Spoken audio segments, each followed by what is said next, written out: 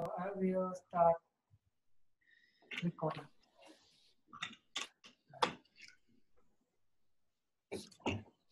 Okay, so please.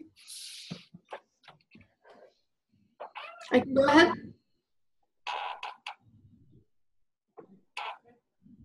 Jason? Yes.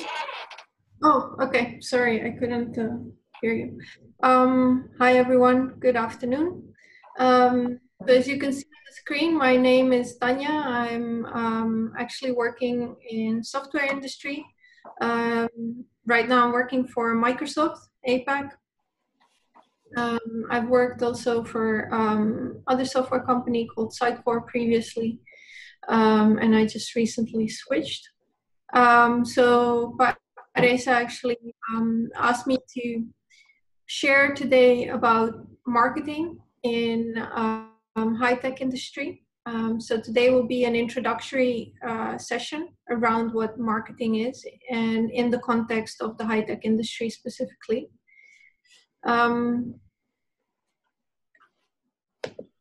See if I can, yeah.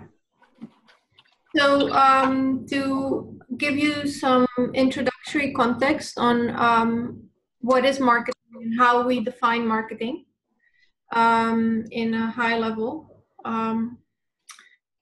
So from a human perspective, any person usually is very happy to buy things.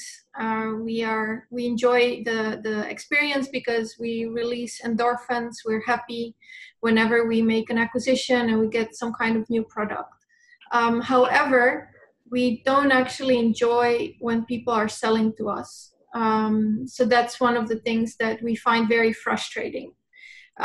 So what is marketing is actually, you can say, an art and also a science of making people want to buy products. So making sure that they come to you and that they're interested to buy your products, or if they're engaging with your salesperson, that they're actually happy to engage with your salesperson. So you're not pushing the products to them. You're creating a pull. You're making them want your products. So that is basically the objective of marketing, to make people want to buy products or services. Now, there's been a lot of research over the years on how people buy. So that how do people come to the point to decide that they want to buy something, and what happens? How do they then have that happy experience? And that happy feeling after they've bought something. So in the different researches that have been done in this space, they've narrowed down like a model or a path that people go through before they actually decide to buy something. So before they actually decide to buy something, as a first step, they need to be aware that that product or that service exists. So they need to know about it. After they know about it, there should be, in some way, they develop interest. They hear something about this product, or they see something, or they read something about it, and that generates an interest. And the more they actually know about it, or the more things they hear or see, they start to want that product or service more and more. And finally, they decide to buy it. So that model is referred to as the IDA model, and most marketers are actually trying to decide how can they best and most quickly push people from awareness into action. So how do they create, what kind of messaging do they put out in order to move them from these various stages until they're ready to buy. So to give you some examples of how this looks like, in the real world.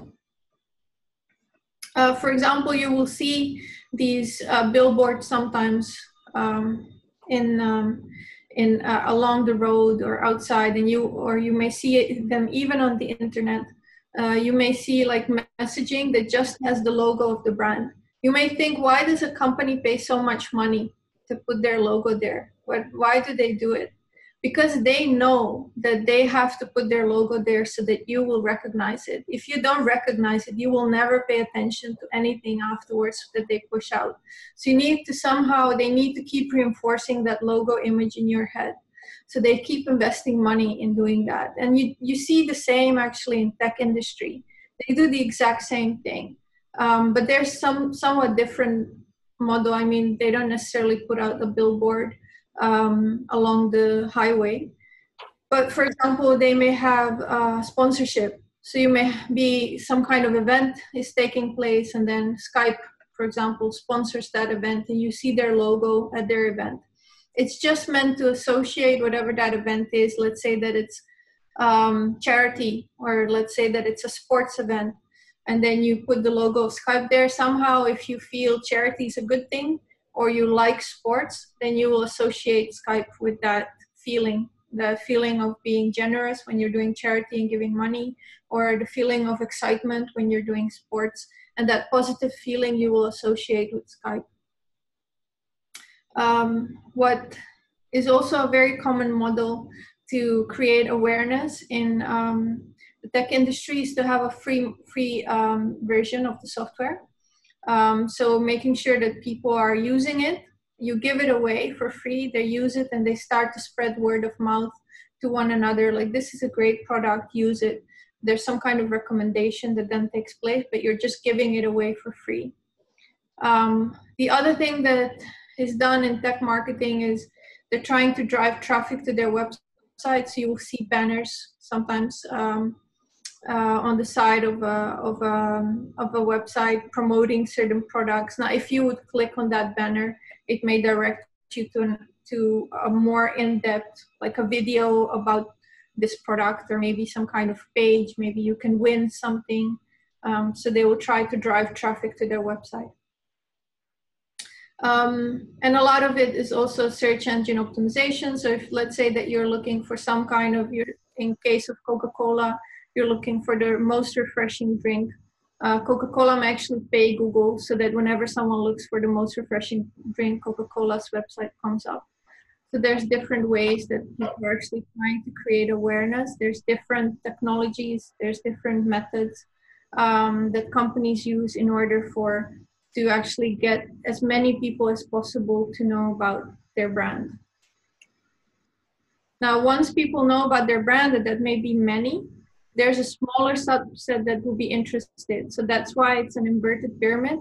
There may be many people that know about Skype, but maybe only a smaller subset of them will actually use it. Other people may use Zoom, like we're using today, or they may be using FaceTime or whatever. So from awareness, you get a smaller portion of the people that are actually interested in the product itself.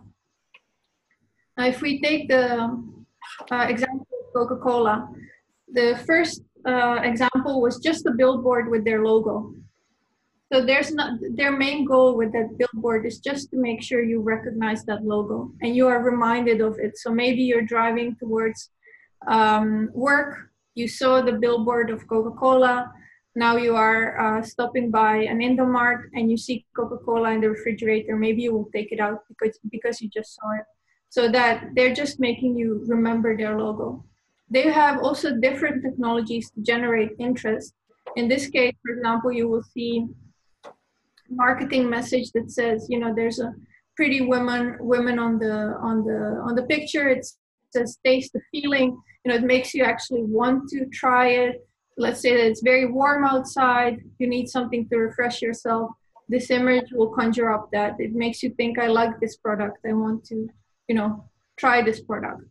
Or if it's more like kid friendly or something family friendly, they may have a different type of message, like open a Coke, open happiness. So again, I like this product, I want this product. That's their message, or that's what they're trying to make you feel and make you do. So again, in tech marketing, free trials is a very common way to make sure that people are interested in your product and start experimenting with it and start to become interested to actually buy for it and pay for it. The other way, for example, if you're having an application, let's say an application for a business, businesses may be using Zoom like we are using today, and maybe they need licenses. So the university, Telkom University, may need licenses in all of its meeting rooms, and they may need to pay for that in order to use Zoom. So in order to do that, usually someone will come in to do a demo. So they will actually show to people in Telkom University IT, this is how the product looks like. They may come to Telkom University IT office, or Telkom University may be in some kind of conference, and Zoom people may be there with a stand, and they may do a demo whoever walks by. So doing demos of products is a very common way that people try to create interest and desire. And then, you know, sometimes they will use ambassadors, brand ambassadors. So maybe a famous actor, or a famous musician, or a famous a sports person, an athlete, maybe a brand ambassador for a specific product, so that people will, that are fan of that person will actually start to be interested in that product as well. It doesn't have to be always, you know, a person who is very, very famous. Sometimes for smaller tech products, the companies will rely on, for example, people that are bloggers or YouTubers that have a certain following. Depending on how big their following and how much budget you have, you will choose different influencers and brand ambassadors. The other thing is content. So, for example, Netflix, they have content. You will see tweets on this slide from Netflix that go viral, right? So they're creating content that people will share. And the goal here is that more and more people hear about Netflix and start to be interested in what does this service offer. So for anyone who has used Netflix, you know, you will, it's very often that people will say, okay, I will only watch one episode of this show, but then they end up watching 3-4 hours of Netflix videos. And Netflix knows, because they have the data of the user behavior. So they just, you know, they say, okay, one more episode, and then they, you know, you're lying because you're going to be watching more and more. So this kind of content goes viral. People like it. They think it's funny. They start to share it among their friends. And in that way, for Netflix, it's a very cheap way to create awareness and interest and desire, because it's content that's being shared, and they actually only had to write one tweet, and that was it. And there's others.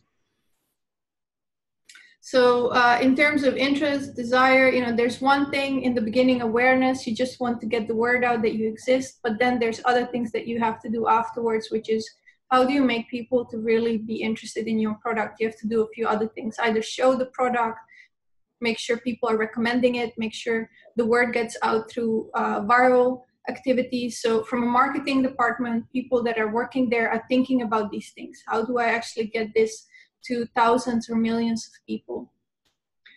Now, finally, the ultimate goal is that a person buys the product. Now, the marketing activities there become way more action-oriented. They're not as broad as we saw in the earlier steps. So in the example of Coca-Cola, this is, for example, a banner that is online that, you know, when they have an action, you can actually order. Now, if you've never heard of Coca-Cola before, if you never saw a commercial about Coca-Cola, no one ever told you it was a good drink, you would not buy it. So you need to go through that funnel and through those various stages before this specific message actually pays off, because otherwise Coca-Cola will be putting out this message and no one will click on order now. So it's just a waste of money. So they do need to do all of the other work first, and then these messages become something that actually works and that people start to order through. And Coca-Cola starts to earn money by actually posting these types of marketing messages online. And the same happens in tech industry. So at this stage, you have very action-oriented advertising. A lot of it has something that's called a call to action, CTA. Start your free trial, buy now, sign up, register. All of these are action-oriented advertisements. Sometimes they combine a promotion with a third-party product. So if you buy now, you get Samsung phone for free, something like that. Or in the case of Amazon, start your 30-day free trial now. So you get 30 days for free if you sign up now. Or if you pay for 1 year, you only have to pay 10 months. The other 2 months will be free. So these types of things are usually done at the action-oriented marketing messages. It's very tactical. It's very much geared towards creating urgency. So you have to do it now. Don't do it next week because maybe the promo will be gone. Do it now. That's basically the message that this kind of advertisements give to the audience. So, summary of the IDA model. From various research and throughout the past decades, it's been proven over and over again that people actually go through this mental and emotional process when they're making buying decisions. Now, companies know that. So what companies are trying to do is create advertisements and messaging and product offering that will actually help people through this decision-making process as fast as possible and make sure that this specific company or brand is the preference. Now, when the customer is finally ready to buy, so they are actually at the action point, they want to buy, the company will try to make the process as simple and as easy and fast as possible. The worst thing is if someone is ready to buy and then you have to fill out the form, then you have to wait for 2 days for confirmation. You don't want that type of process because then a lot of people will drop off. So that action point should be as easy and as frictionless as possible. So the ultimate goal of marketing is really to make sure that the customer is happy when he's buying from you. It's not a negative feeling, it's a positive feeling. Because if it's a positive feeling, he will do it more and more and more. So this was a little bit theory, just to give you a brief overview of the IDA model that's used in marketing. I'll switch gears now to how marketing is in the real world. So any marketer in any company really, doesn't really matter which industry, they have a challenge of being heard. So you are a consumer, you are buying products, and you will know that you are getting information from many different channels. You get it from TV, you get it from email, from websites, from social channels, radio, newspapers, blogs.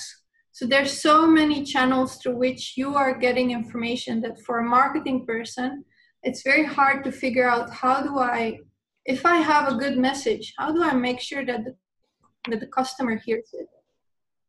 In all of the noise that we have in the world now, in all of the messaging that there is in the world, how do we make sure that we are being heard as a marketer? The key challenge that any marketing manager in an organization is trying to fix is how to make sure that the target customers gets the intended message at the right time and through the right channel. And how do you make sure that we are noticed and that we are preferred?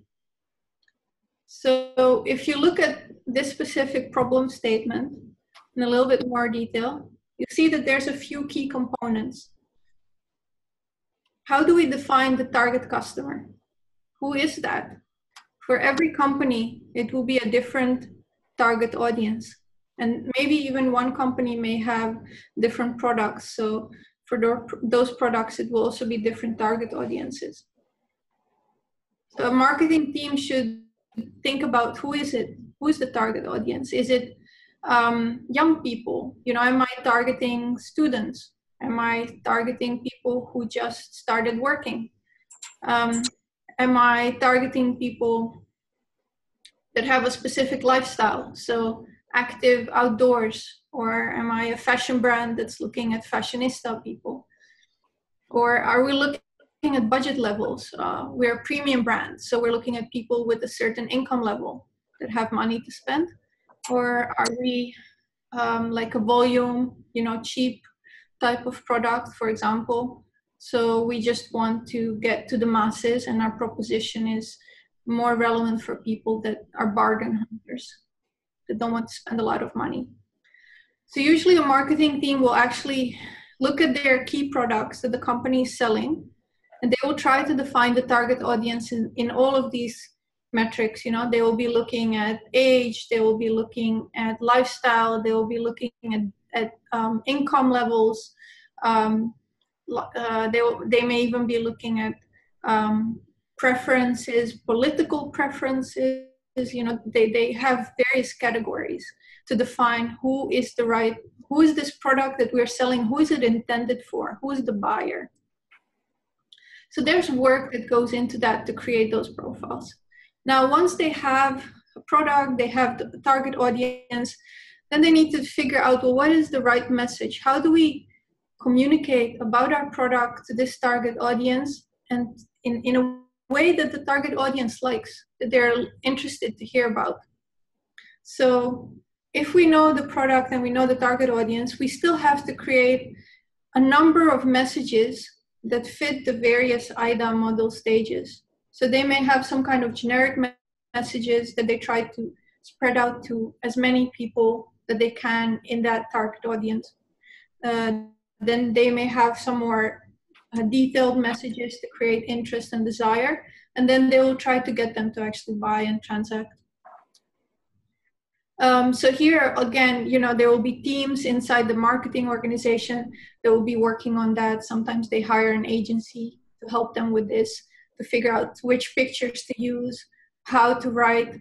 If you're targeting a product for students, the language will also be different than if the product is meant to be bought by professionals or people above a certain age. Maybe the language has to be a little bit more formal.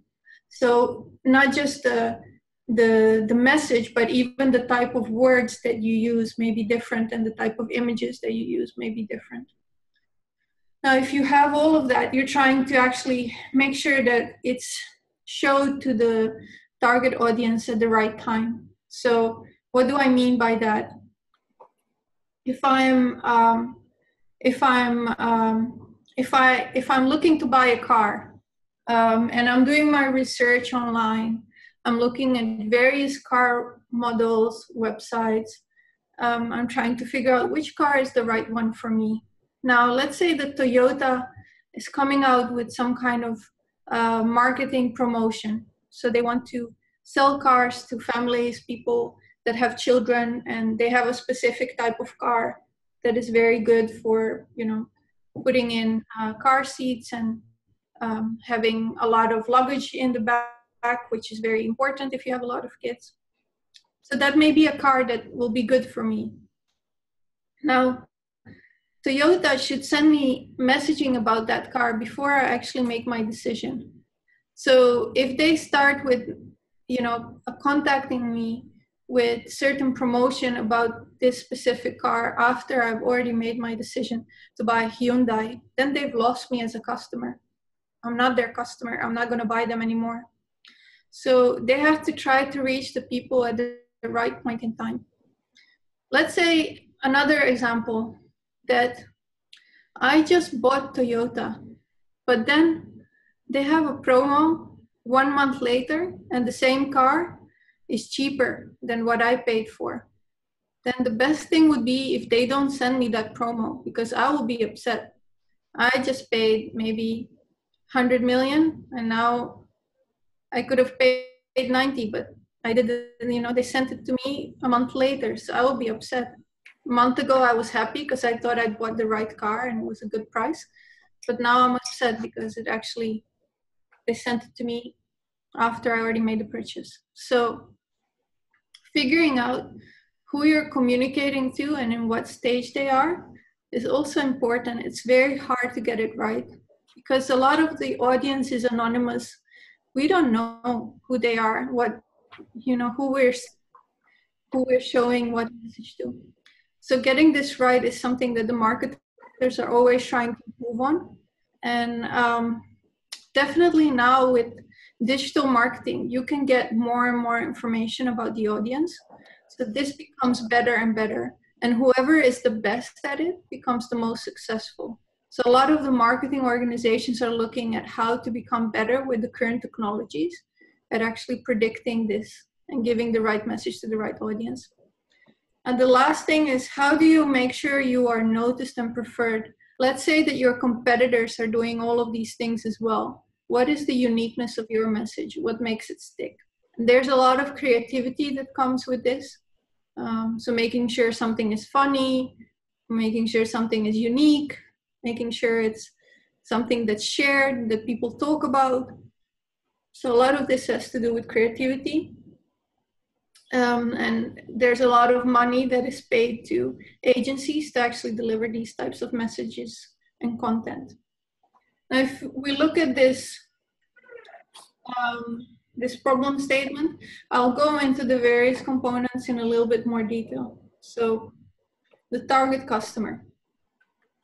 So who the target audience is and how we define who the target audience is dependent on the product and the service that we'll sell. Depending on what the product is and the service, the target audience will be different. So these are some of the examples with how companies are actually defining their target audience. So they may say, okay, this specific product is for this age group, gender, and education level, and we're looking at making sure that we attract new customers of that demographic. For a different product or promo, they may say, okay, we want to target our existing customers, but we want to make sure that they buy more. So it's about repeat purchase or loyalty. They may also be looking at lifestyle. They may be looking at buyer personas. Maybe, they're looking at targeting the people who want to be cool or different, or maybe they're looking at people who are interested in quality. So, the person who needs to be cool, if you want to sell to him, your messaging is going to be different than if you're talking to the person who is looking at quality first, because they're going to value very different type of comments about the product. Maybe someone is very, conscious about the earth, about making the earth clean and making sure that we're using the right type of fuels and that we're saving the environment. Again, different type of messaging. People are interested in health and looking to be health conscious. Again, also different type of messaging. So we need to define these things. Now, companies usually do studies to define the target audience and to define the personas.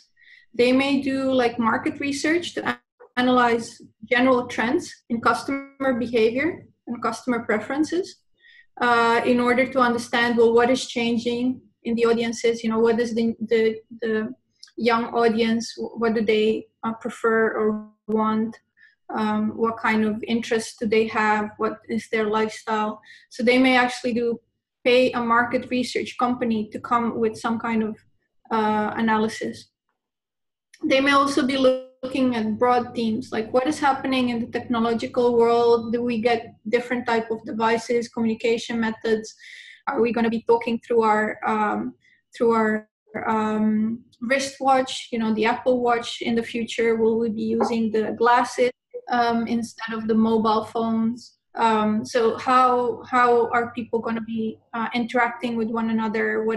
What can we expect in the next 3 to 4 years in terms of technological developments? Because if something is going to be used in 3 years, we have to start preparing now. We can't wait until that time comes. They may look at economy. Are we in a recession?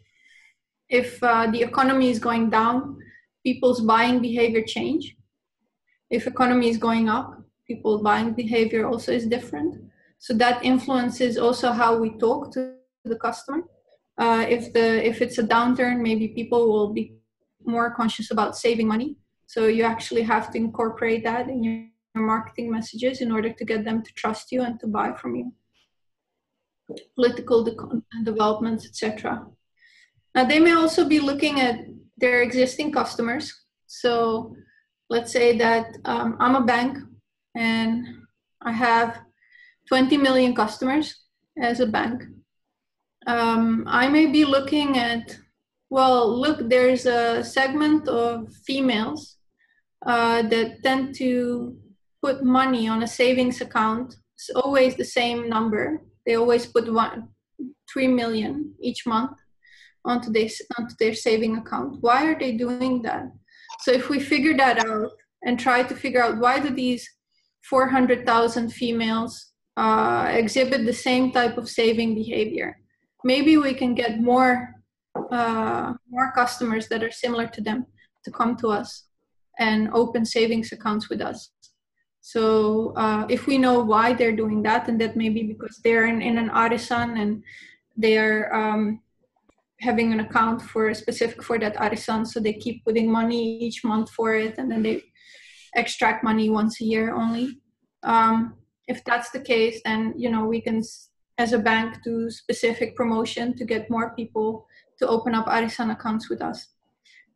It's just an example. So looking at the data of what your current customers are doing can also give you an idea of how to get other similar customers to come to you. So what kind of promotions to create for these customers.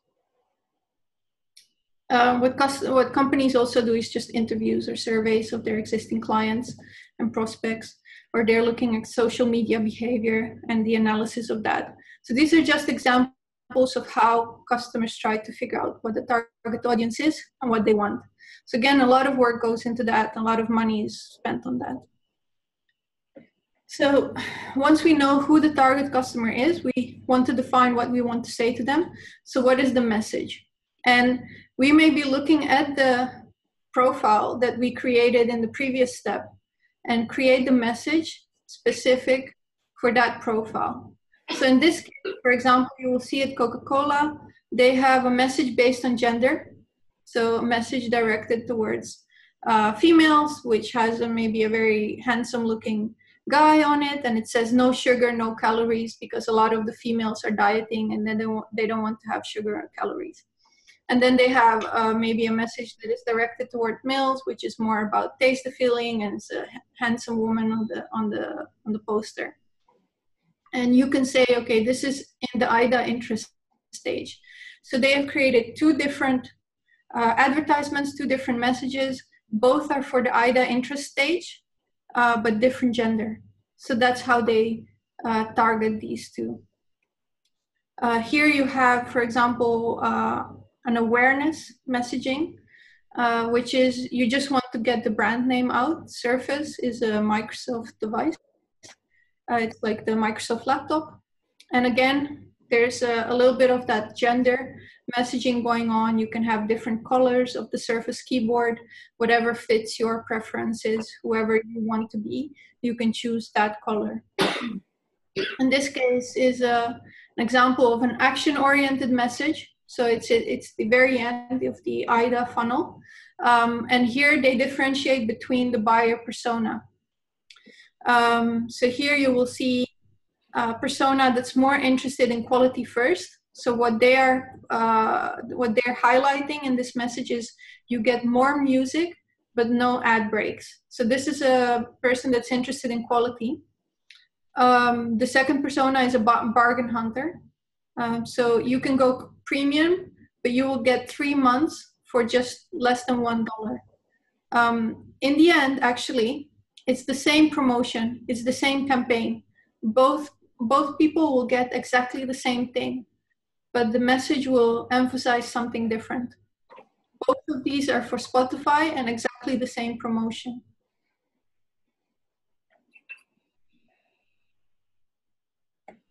So yeah, to define the message, marketing or brand agencies actually spend time to create appealing messages. There's usually various revisions. They will have draft 1, 2, 3 before they actually come to a final. And they choose pictures, visuals, colors that are appealing to their target audience. Usually they will test content with a sample target audience. So they may show it to like 20 people or 50 people to check what their response is and how they like it. Usually they will have, a company will have a stage campaign. So they will, for example, show awareness type of content for the first month, and then they will show interest, desire type of messaging for 2 months, and then the last month it will be very action oriented. And part of the campaign strategy is also to figure out where should they show this message. So if we go back, where does Spotify think that their users are? Probably, will they be reading the Wall Street Journal? They might be, but maybe, Spotify will be more successful putting this advertisement on some kind of lifestyle website or some kind of, fun, younger type of brand website. So they will choose also where do I want to show it. So defining this, what is the right time and the right channel to show marketing message is very challenging. So if we know who we want to sell to, we know what the message is that we want to give, how do we make sure that it reaches the customer? Customers are using so many different digital channels.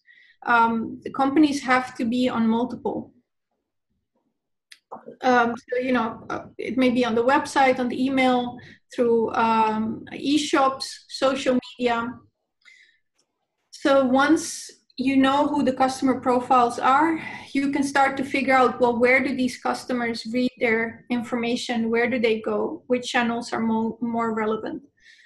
So if the target customer is well educated, has a high income, and they are male, and they like cool gadgets, so they want the Bose headsets, or they want the newest Samsung 9 phone, that's what their interests are. Then you can say, okay, maybe GQ is the right brand. It's the right paper, journal. You will maybe want to advertise there and put some promotions through that channel.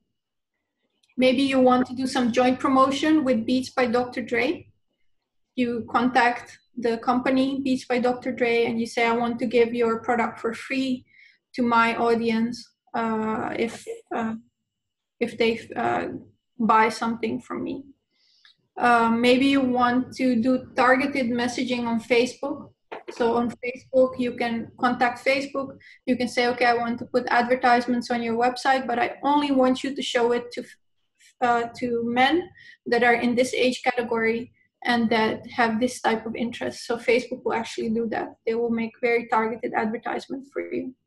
So these are different ways that marketers figure out where do I want to show my message in order for it to reach the audience that I want to target. And the challenge that a lot of organizations have, if you go inside, for example, Indomart, if you go inside Mandiri Bank or BCA Bank or any company, really doesn't matter. Even if you go inside Apple, or even if you're looking inside Coca-Cola, even though they're very good at marketing, all of them have similar challenges in terms of their own tools and own data. So they may have their website, for example, and they publish information there. They can see that people come to the website and are looking at it, and they can collect data. So they can see, okay, this page people were interested in, or they downloaded this type of information, they view this video. But then they may have, for example, social media channel, which has its own data analytics set, email messages that are being sent out, or SMS marketing that is being sent out. All of it has its own databases with its own data. So any company usually struggles to figure out what is my customer actually doing and interested in, and what is their behavior. because all of these channels will be separate data sets. They actually have a problem putting that together and creating one view of the customer. So to give you an example why that's a problem, let's say fictional company, you know, just fictional example, I'm talking about Samsung. So the customer visits the Samsung website. He goes to the newest Samsung phone. He's interested in the most expensive one, the Samsung 9 Plus.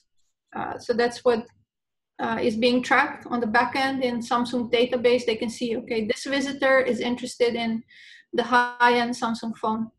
So the website starts to show content about high-end phones and maybe the headset, maybe it's showing me some kind of what is it, the pack in order to charge the battery pack in order to charge the phone. So it's not talking about the phone only. It will show me some extra products that are related to it, hoping that I will buy not just the phone, but I will buy the other things as well. The customer is looking at it, but doesn't buy. They close the browser. Now they go to the eShop. Now, usually the online shop and the website, even though they look like the same, on the back are two different systems. So now they are actually looking at the prices and stock, but this system doesn't know which phone and which accessories the customer was interested in on the website previously. So eShop promotes actually another product that is in the middle, another phone that is lower range.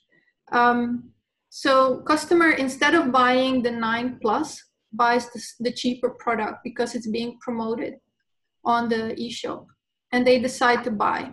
So Samsung just lost money because they actually, if they would have tracked him from the beginning until the end, they would have known that they should have been pitching the higher end phone, but they didn't know. So they got money, but they got less than they could have gotten. Now, the marketing team of Samsung, every Thursday, they send out an email, promotional email to everyone in the database. So the customer bought the phone today. Next Thursday, the marketing team of Samsung is sending out weekly promotion. So now the marketing team sends the Samsung 9 Plus is being discounted for 10%. So now the customer is upset. He said, I was actually interested in Samsung 9 Plus, but I bought the lower end because I thought it was the best purchase for me. But now I have, if I would have waited, I could have gotten the 9 Plus with a discount. So now we have an unhappy customer. They were happy on Saturday, but on Thursday, they become unhappy because marketing team doesn't know any of this because the databases are disconnected. So this is a real life scenario that happens in many companies continuously, day after day after day. Many frustrations, many challenges, and the marketing team, the sales team, the operational team in the company is usually trying to find a way to fix this. There's different ways in which this customer data is being managed inside an organization. Usually as the company grows, so let's say that you now will start your own tech company, and in 10 years it becomes a very big company. You will have more channels and more data. And in the beginning, you may have a single database and a single channel through which you're selling. As you're growing, these channels may be expanding. You may be selling through a phone, you may be selling online, you may be opening up your Ruko, you may have your physical store. And in the beginning, maybe all of this will be disconnected. You won't actually invest in a unified system on the back to manage all of these different channels. But usually at a certain point in time, the companies try to figure out how do we actually unify all of that data so that we know who is buying, what they're buying, and what they're interested in across any channel. And there's some terminology that is used in the business world around this. So multi-channel means that you are actually selling through different channels, but you have potentially different databases on the back. Then maybe you're selling cross-channel, and the ideal world is really that doesn't matter who the customer talks to, where he goes, if he's interacting with anyone associated with your company or any channel that's owned by your company. The goal is that he always has the same experience because all of the data is shared across. So companies try to optimize this in some way or another. And then finally, how do companies try to make sure that they are preferred? So from research, we know that a customer wants a consistent experience. So he has one expectation from the company, and he wants that expectation to be matched on any channel: web, mobile, in person, social. And customers are actually more likely to make another purchase if they feel that they receive targeted information, that the company knows them, that the company is listening to them, is helping them, is being appreciative of them. So if customers feel that way, they tend to buy more. And more, because of the way technology has evolved, customers actually want companies to be very fast in their responses. Don't want to wait long, want to be instant. If I go to the Gojek app and I want food to be delivered, it's very frustrating if we have to wait half an hour before Gojek finds a driver, right? We want it to be instant. Now, if Grab can do it in 5 minutes and Gojek is taking 20 minutes, we will use Grab, right? So we want real time. So really, the omni-channel experience becomes very important in order for us to be successful in the marketplace. The key to making sure that you're being heard in the noise of the internet is to know who the audience is and to give them what they want and what they need. So the message should be appealing to the specific customer. So in order for it to be appealing, it needs to be relevant. It needs to be targeted. I don't know if any of you have ever shopped at Amazon. Amazon is one of the best in the market when it comes to personalization and making the shopping experience as easy and as fast as possible. So if you are shopping at Amazon, they will personalize the website to every individual user that's online. So they will personalize, for example, the recommendations that you see. In this case, it's books, but it may also be other products. It may be electronics, it may be accessories, home, interior, decor. They will completely personalize it based on your past purchases, your past browsing behavior, what other people with a similar profile like you are interested in, to make sure that you are actually always interested to visit their website and buy more. Furthermore, they will make the purchasing process as easy as possible. They have this thing that's called one-click purchase. Basically, they store all of your data, your credit card information. You don't need to fill it in every single time. You just click buy and you've purchased it. So it's very easy. So yeah, in order to deliver an omni-channel experience to the customer, the company needs to break all of these backend silos and unify the data as well as the messaging. So the 3 key pillars to good digital marketing and commerce is to know who the customer is, to have unified content and messaging, and have a way to publish that content in multiple channels at the same time.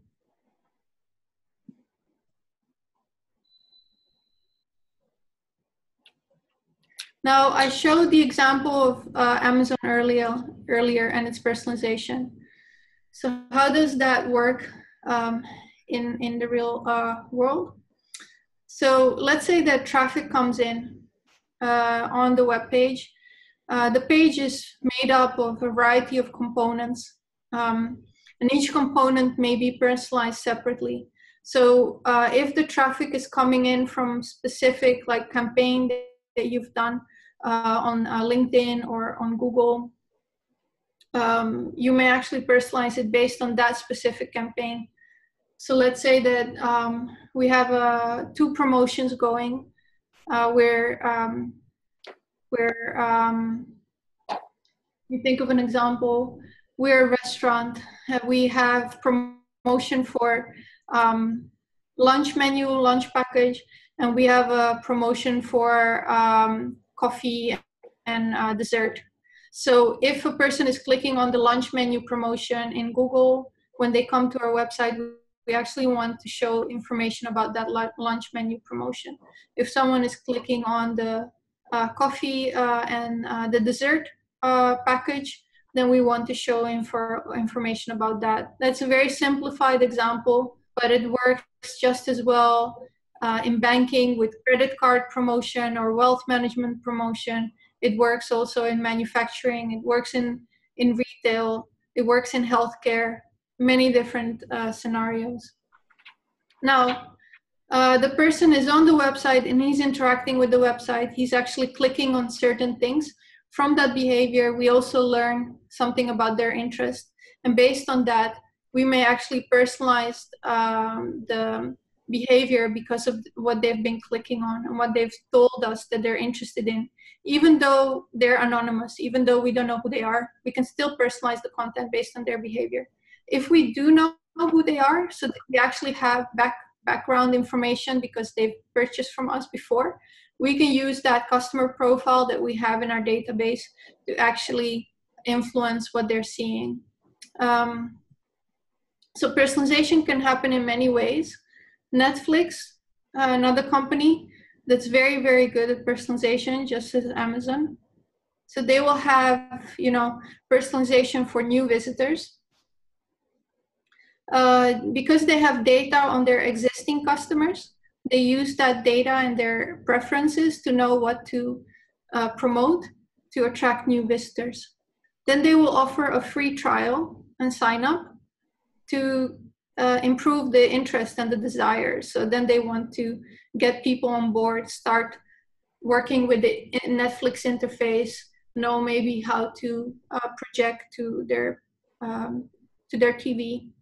But at the same time, once the people are using Netflix in the first 30 days for free, Netflix is gathering more data. So again, they're able to personalize better. Once they have actually got the subscribers, so person is paid, there's a lot of, they track, they show different movies, they show different TV series, they look at what you click, what you're interested in, and then they will adjust what content they're showing you based on that behavior and what they see that you like to watch. They will start to give you more and more of that content. They're using that as well to make sure that you keep being subscribed. So if you subscribe for 1 year, obviously their goal is to make sure that you continue to be with them in year 2, 3, 4. So summary of the marketer's challenge is basically the 3 M's. Figuring out what is the market, who are you selling to, what is the message, so what is it that you're saying, and what's the media that you're using. So the channel, where do you get that message across? So in order to be successful, again, we need to know our customer, we need to know their preferences, we have to have data, we have to have insights in some way or another.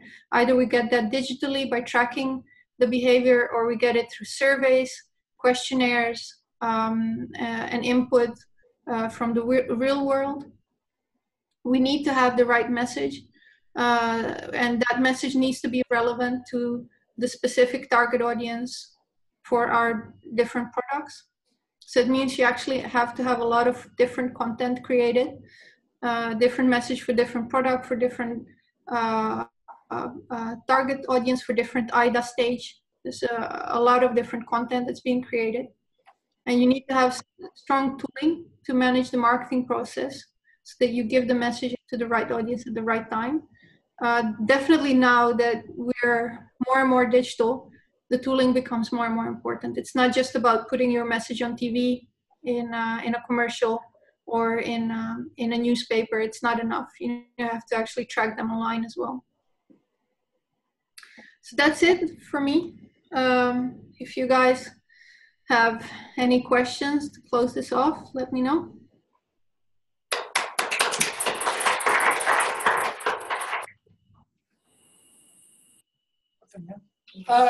Thank you very much.